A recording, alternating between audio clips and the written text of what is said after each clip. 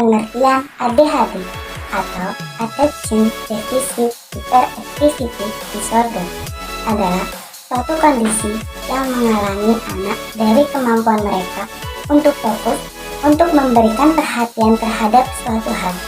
Anak-anak dengan ADHD mudah gelisah dan mudah terganggu.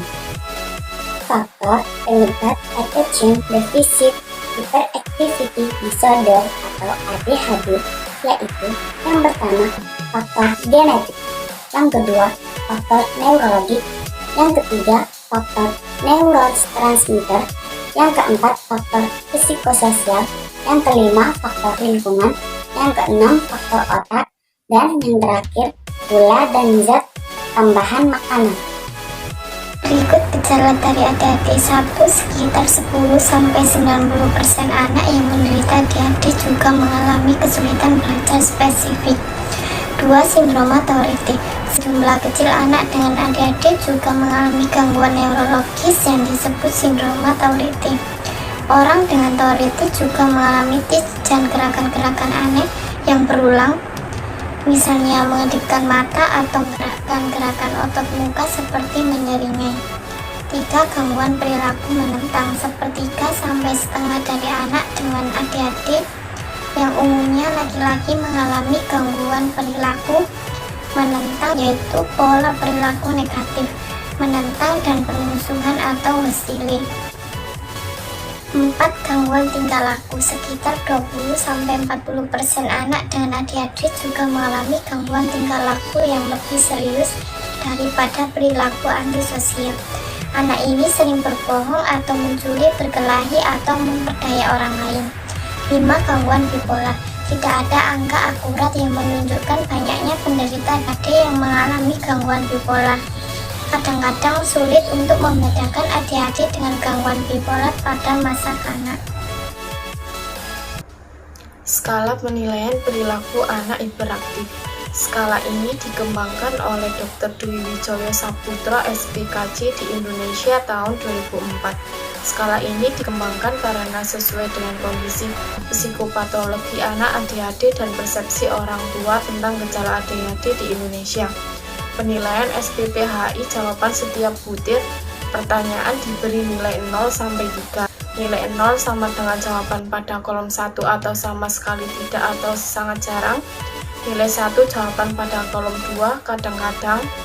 Nilai 2 jawaban pada kolom 3 atau sering. Nilai 3 jawaban pada kolom 4 atau selalu. Total nilai sama dengan 0 sampai 105. Terapi ADHD. Berikut ini beberapa terapi ADHD, diantaranya terapi psikoedukasi, terapi perilaku, terapi psikologi, terapi okupasi, dan terapi sosial medik. Tujuan pembuatan aplikasi Early Detection of Psychiatry dibuat untuk membantu orang-orang dalam mengatur dan mengontrol perkembangan anak, terutama penderita ADHD, supaya terkendali dan sesuai berjalan dengan pengobatan yang dianjurkan oleh tenaga kesehatan atau dokter. Dan untuk mengetahui informasi tentang ADHD, bagaimana pencegahan terhadap penderita ADHD, dan mampu memahami cara kerja aplikasi yang telah kami buat. Manfaat pembuatan aplikasi Early Detection of Psychiatry. Dari adanya pembuatan serta pengoperasian Early Detection of Psychiatry ini dapat membantu orang tua dalam mengawasi keaktifan dan kecerdasan dalam akademik setiap anaknya. Karena dalam pengoperasian aplikasi dapat membantu mengatur dan mengontrol perkembangan anak, terutama pada penderita ADHD, supaya terkendali dan sesuai berjalan dengan pengobatan yang dianjurkan oleh tenaga kesehatan atau dokter. Selain itu, dalam aplikasi ini juga banyak informasi mengenai ADHD, pencegahan, gejala, dan faktor apa saja yang mempengaruhi oleh penderita ADHD. Kesimpulan, aplikasi penggunaan deteksi dini kejiwaan pada anak penderita ADHD berbasis Android ini dibentuk untuk membantu para orang tua melakukan pengawasan kecerdasan dan keaktifan pada anak. Aplikasi ini akan diberikan nama Early Detection of Psychiatry. Aplikasi tersebut dirancang dengan menggunakan sistem Android yang memiliki 6 tampilan, yakni Menu utama, registrasi aplikasi oleh pengguna, informasi ADHD, deteksi dini atas tes kejiwaan, terapi ADHD.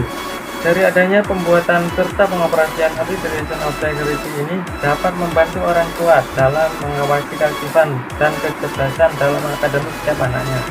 Karena dalam pengoperasian aplikasi dapat membantu mengatur dan mengontrol perkembangan anak, terutama penderita ADHD, supaya terkendali dan sesuai berjalan dengan pengobatan yang dianjurkan oleh tenaga kesehatan atau dokter. Berikut ini adalah desain aplikasi dan poster yang telah kami buat.